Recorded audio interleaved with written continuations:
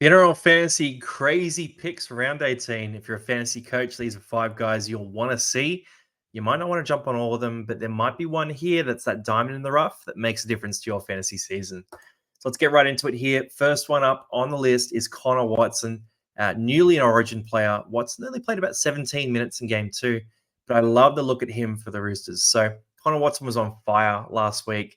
He had to move to center, unfortunately, to cover an injury, but overall, when he plays in the middle, whether it be hooker or lock forward, he is an elite fantasy prospect. So look, 795K, you're paying for what you get, but this is a guy who is a genuine captain option every given week. And he's right at that price point where he's competing with guys like Isaiah Yeo and Payne Haas. If you want to do something different, Connor Watson's here. The safer option is those traditional guys, but hey, here's the gamble option for you. It's a B grade up first.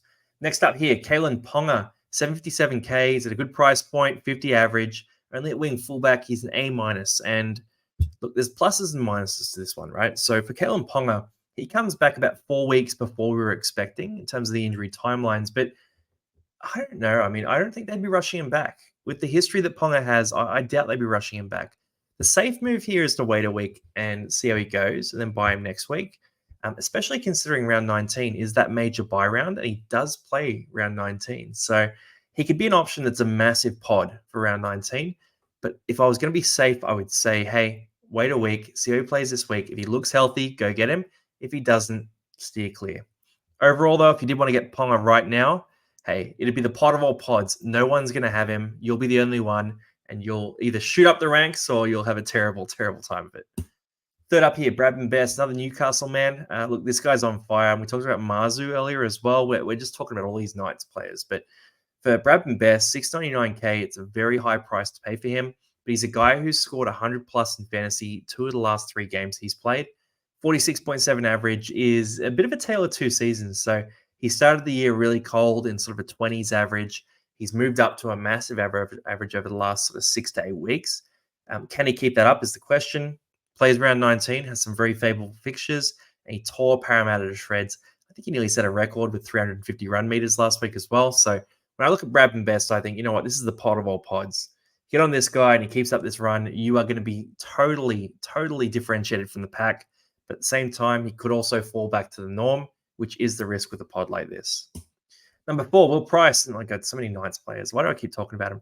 But look, for Price, he's coming to the team and he scored a try last week, scored 45 points. 415K is a pretty low price point. Question is, do you think he's that long-term half for the Knights? If you view him as that long-term half, do you think the Knights are going to go on a run? Hey, Will Price is just as good as anyone, right? Personally, I would be jumping on Marzu over Price. That's my view on this. I think Marzu is going to score more tries with Ponga back. But if you like Price and you like his combination with Hastings, you think Ponga's going to maybe pull the defense out a bit wider and open up some spaces for Price, go ahead with this one. He is a massive upside option, but there's a lot of risk in this one too because the job security isn't great. Number 5, Tom Starling. This is a bit different too because he's a guy who we know can do it and we've seen him do it before. Question is he going to do it again, right? So for Tom Starling, I look at him, 326K, 22 average. It's not indicative, right? Because he's been playing very small minutes. He's been behind Danny Levi historically.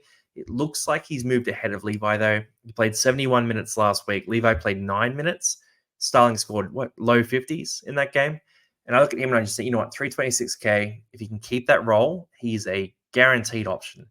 But can he keep that role is the question. Do you trust Ricky Stewart with your fantasy side? A lot of coaches have done it before, and they have not lived to tell the tales. So it's a risky one. Big upside, though. That is our crazy picks for round 18. Hopefully, at least one of these guys sparked your fancy. Best of luck in your fantasy games this week. Obviously, round 18 is a big one. Round 19 is that origin round.